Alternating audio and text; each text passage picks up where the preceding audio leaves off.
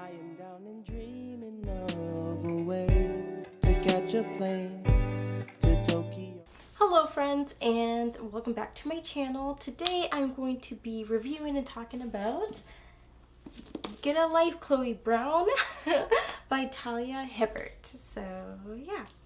Okay, I was going to do a book of the month video, me talking about all the books I read for the book of the month, but I ended up just reading Chloe Brown, so I'm not going to do that by me. I'm going to show you the other books I got.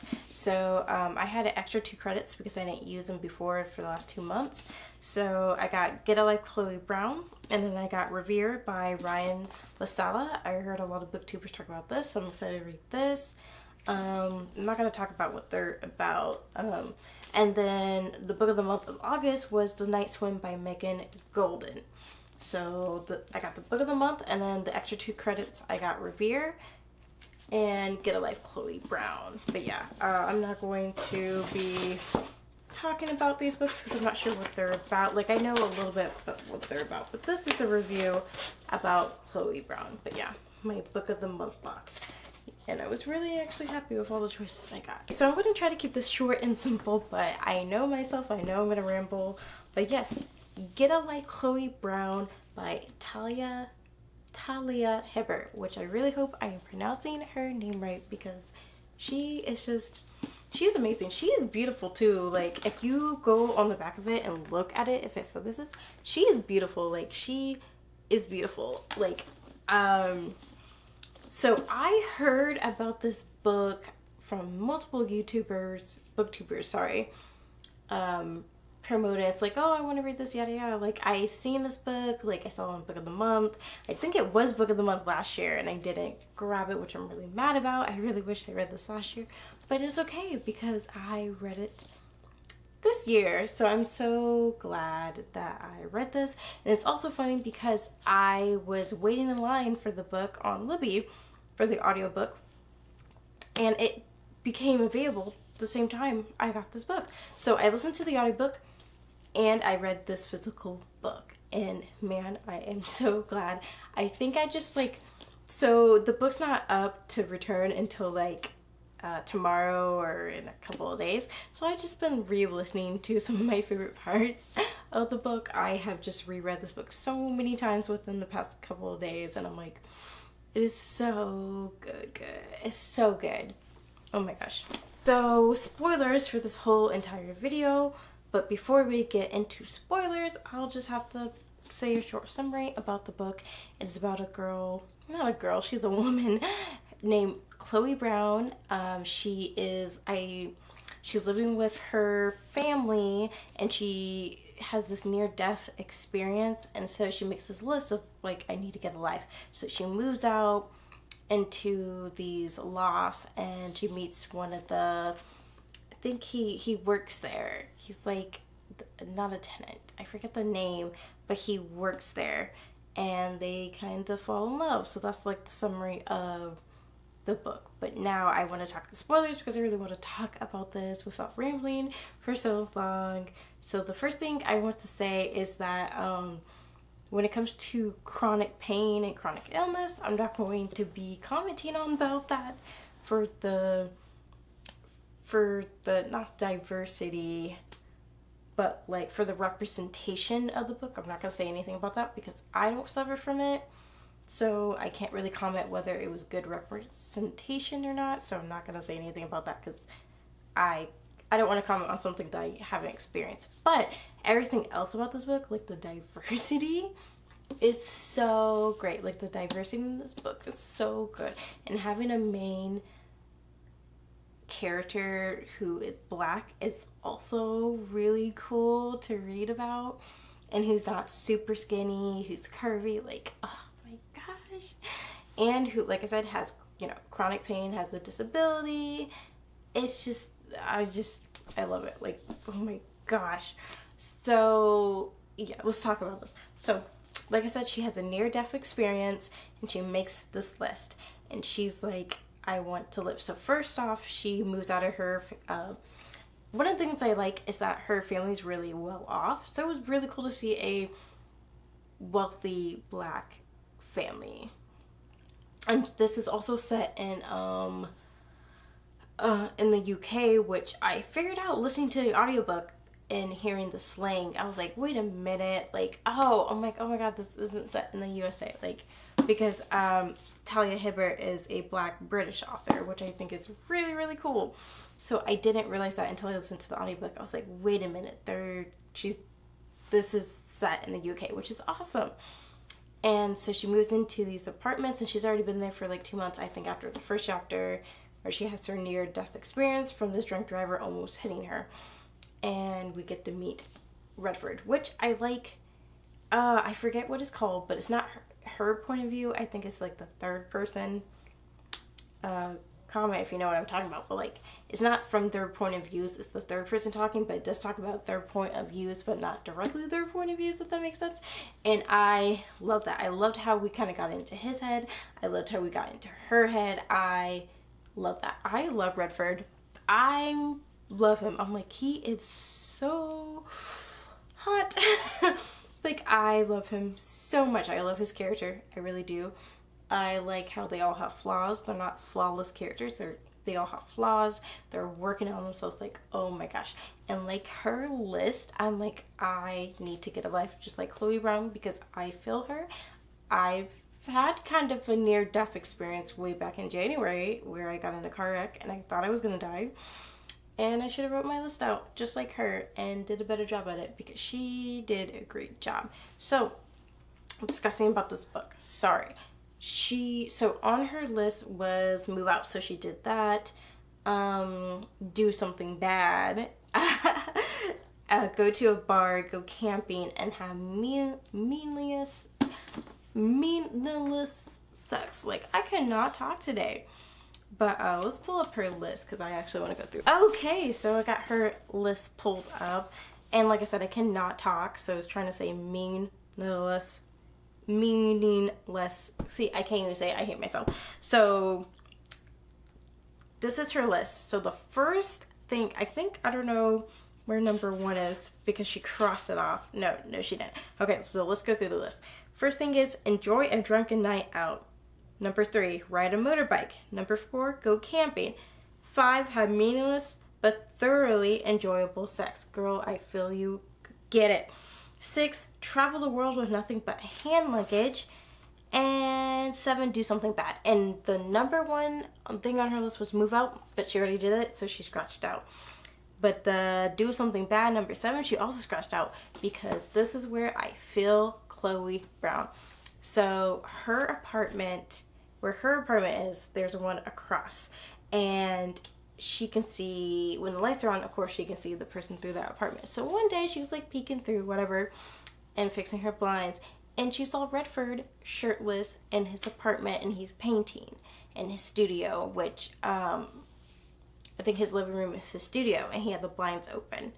And she could see him, and she was watching him shirtless painting. And I'm over here like, I would have done the same thing. I would have done the same thing. Like, ooh, that's when I knew. I was like, I'm not Chloe Brown, but I can relate to her, and I love her already, because that was number 7 on her list, was do something bad. And I'm over here like, I would have done the same.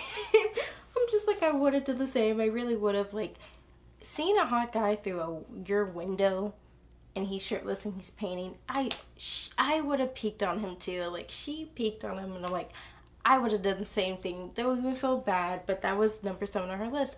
Do something bad, and she did it. And I was like really proud of her. I was like, when I heard that on the audiobook, I was just like, but she did. I was like, no, she didn't, but I was like, yes, she did. And like I said, I would have done the same. So good for her. Like, oh, that scene was so funny. Like, and then the next, okay, so she thinks that he saw her, right? And so she closes her blinds, and that ends one of the chapters. And the next chapter, I was like, okay, whatever. But like, the beginning of the chapter, oh, he saw her. Like, he saw her. He's like, oh, if you can see me, why don't you think I can see you? Which he says to her later on in the book. And I'm like, dies. Just, oh my god. I was just like burning up. Like, I cannot believe but that would have been me too, but he saw her. But yeah, so that was pretty steamy. Also, another thing about this book is that this is an adult romance book, and I'm going to say is rated R, very steamy and very, very descriptive, but not in a way where it made me feel uncomfortable to listen to, because some steamy books make me uncomfortable. I'm like, it's just not for me, which is fine. But this book, I didn't feel uncomfortable like at all, and I was just kind of like, oh, that's me. Oh, get it, girl. So yeah, just FYI, this book is rated R, and it has very descriptive sex scenes in it and descriptive other things in it too.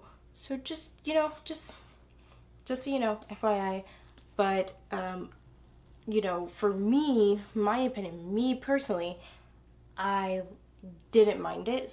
Like I said, some books make me feel uncomfortable, but this book did not make me feel uncomfortable at all, and that's actually really great.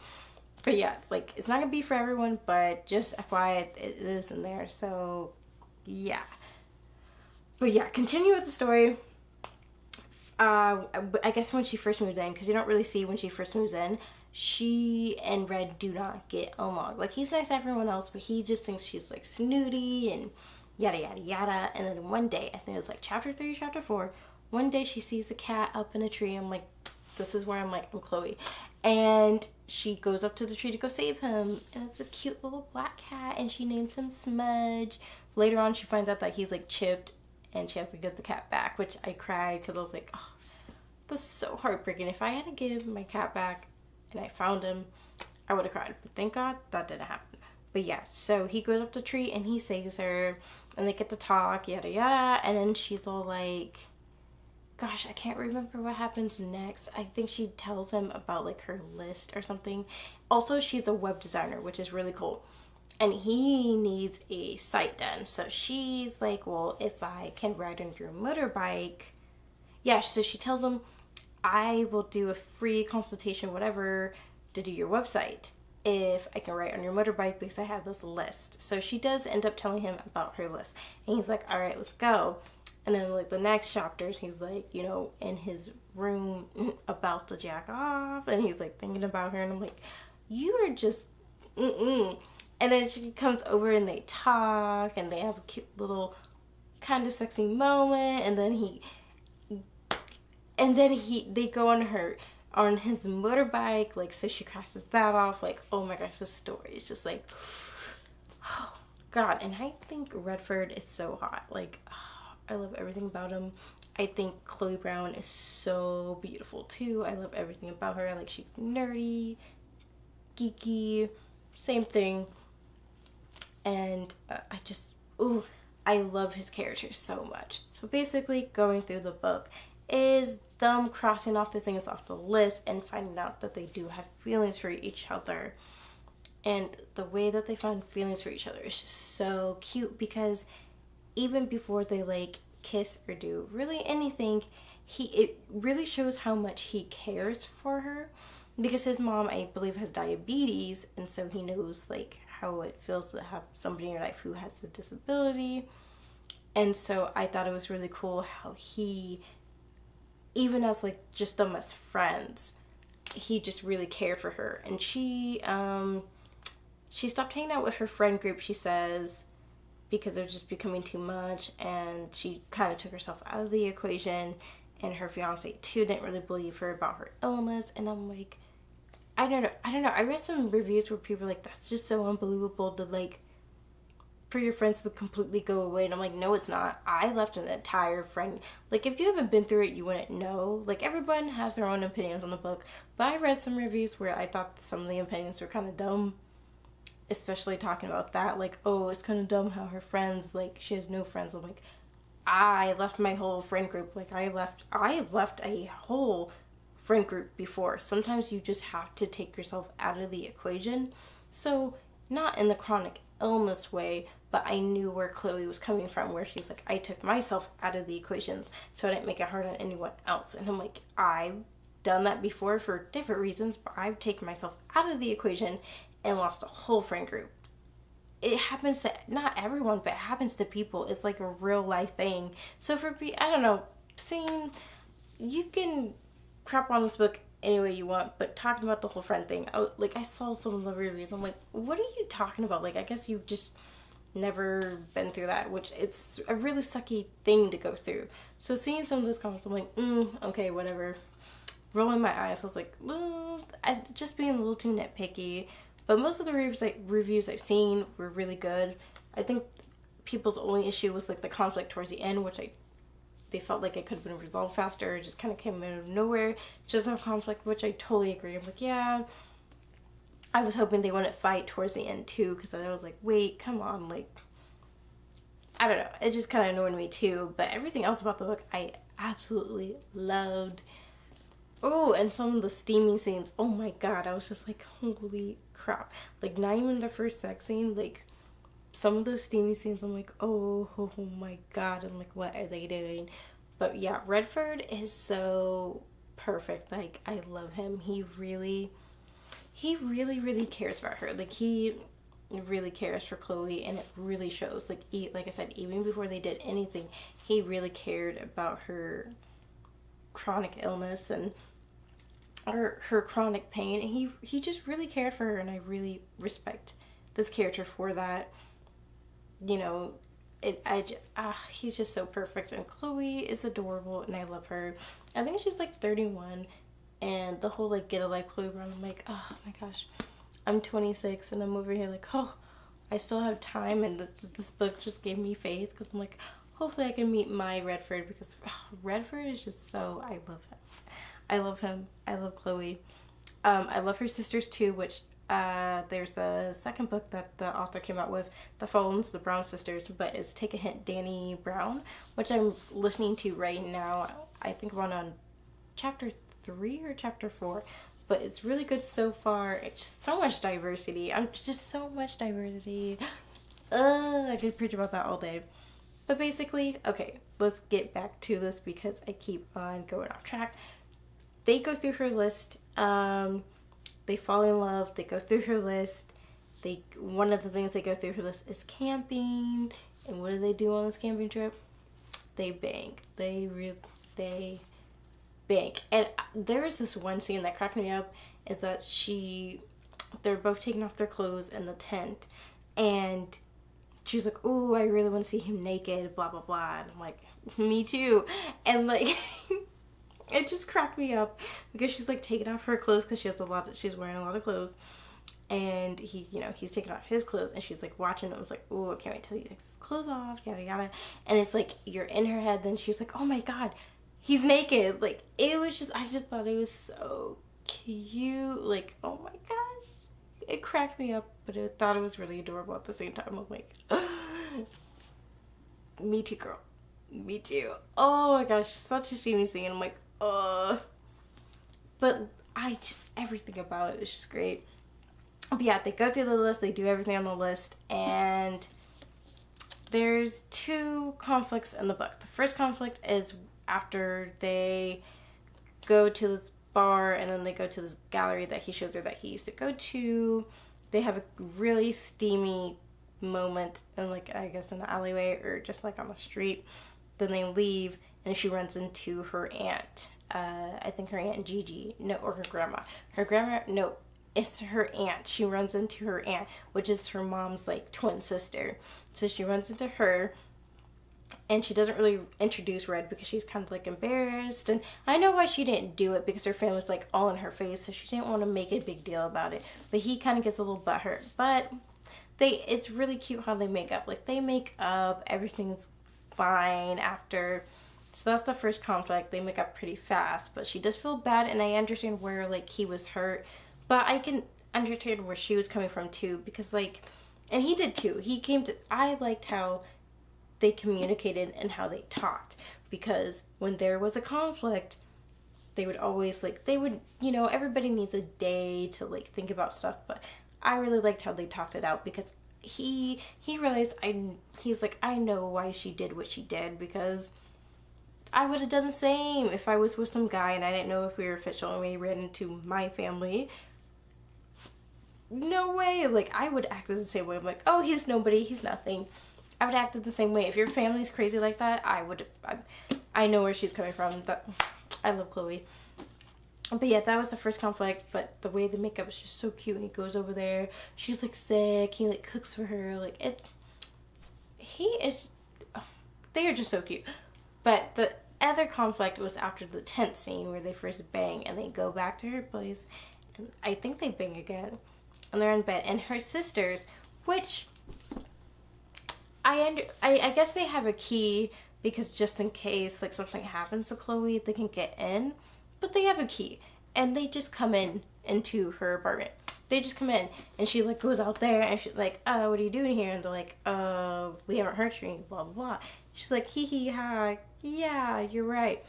And she's like, oh my god, they can't know that like Red's in the bedroom, which Red can hear everything because their voices are loud.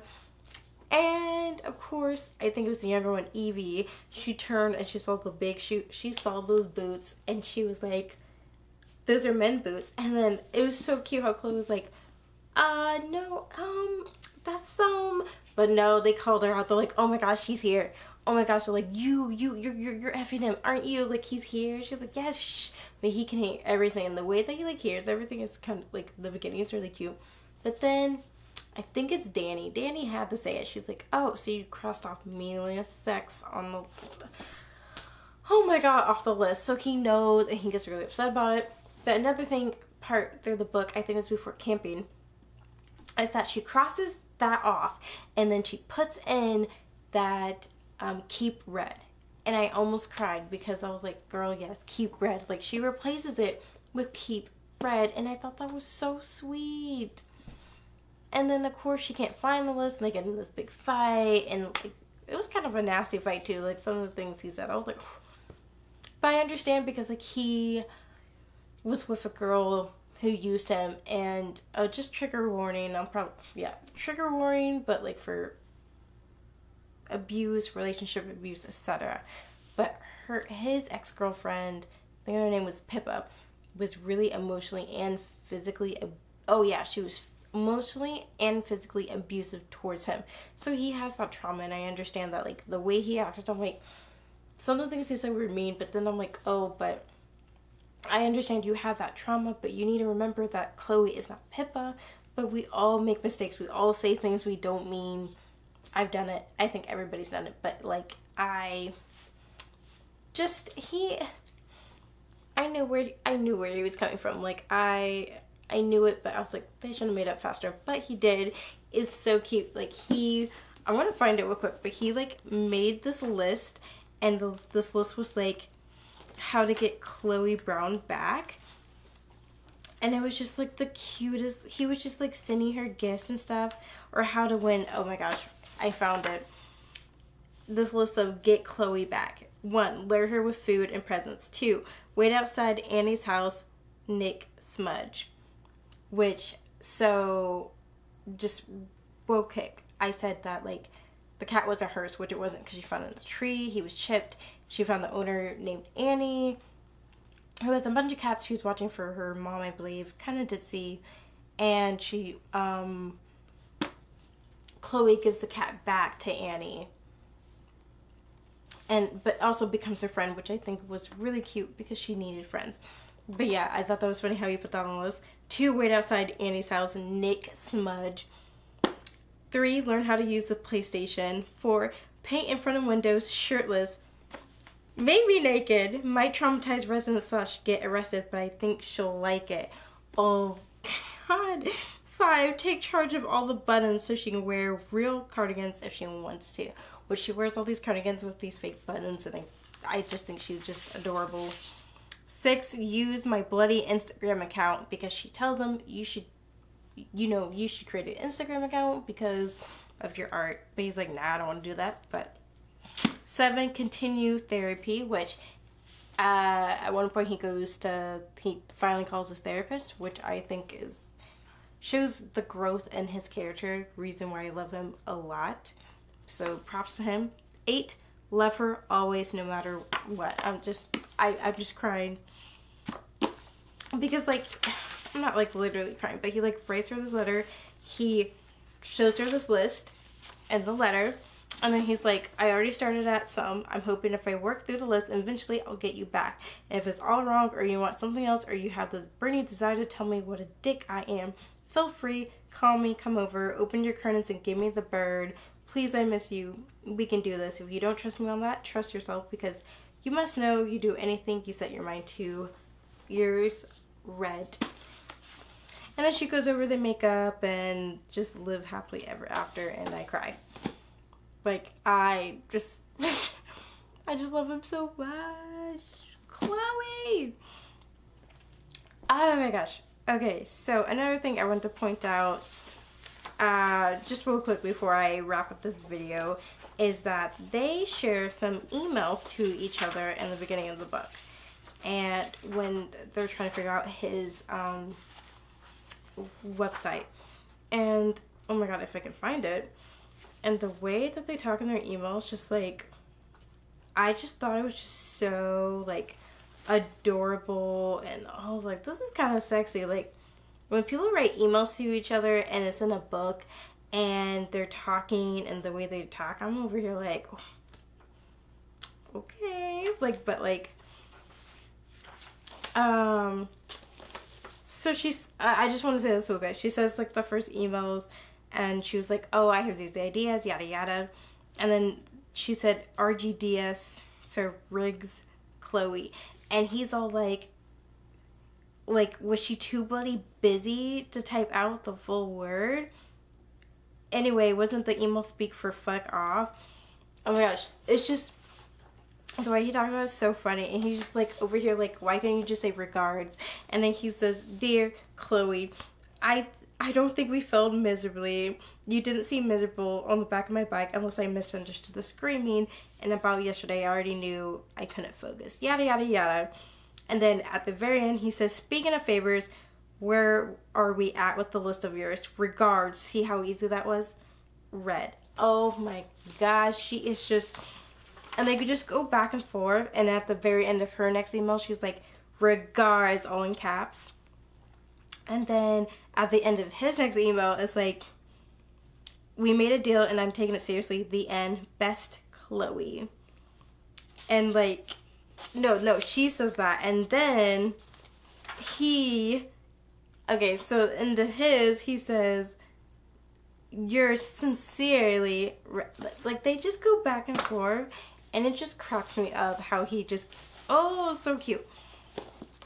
But yeah, I just wanted to just throw that in there because this video is already like gonna be over 20 minutes long. So yeah, but yeah, Get a Life, Chloe Brown by Talia Hibbert. That is just me ranting and talking about it. And oh, my thing cut off because it only exceeds 20 minutes and I'm just like rambling. But yeah, that is my review and discussion about Get a Life, Chloe Brown by Talia Hibbert. And I can't wait to finish Take a Hint, Danny Brown, and I can't wait for the next Brown sister, Evie, to come out. Which I don't know if it's later this year or next year, but I'm so excited. But this is probably one of my favorite books of the years. So whenever I do the video, a video at the very end of the year saying my top 10 favorite books of 2020, this book is definitely going to be on there, even though this book came out last year. I love this book so much. Like, I actually wrote a list. I'm not going to read it, of course, but I actually wrote a list just like Chloe Brown. Hopefully those some of the things I can cross off and meet somebody like Red, because I envy her. But yeah, please read this book. This book is so good. Also, like I said, it's very descriptive and like definitely rated R. So this is an adult romance, so I warned you. But yeah, see y'all later and thanks for watching. I would also wanted to make a point out that my outfit kind of matches Chloe with the skirt and the red shirt, and because I feel like she would have wore this Inuyasha shirt. But yeah, kind of matches. Hold on, get him.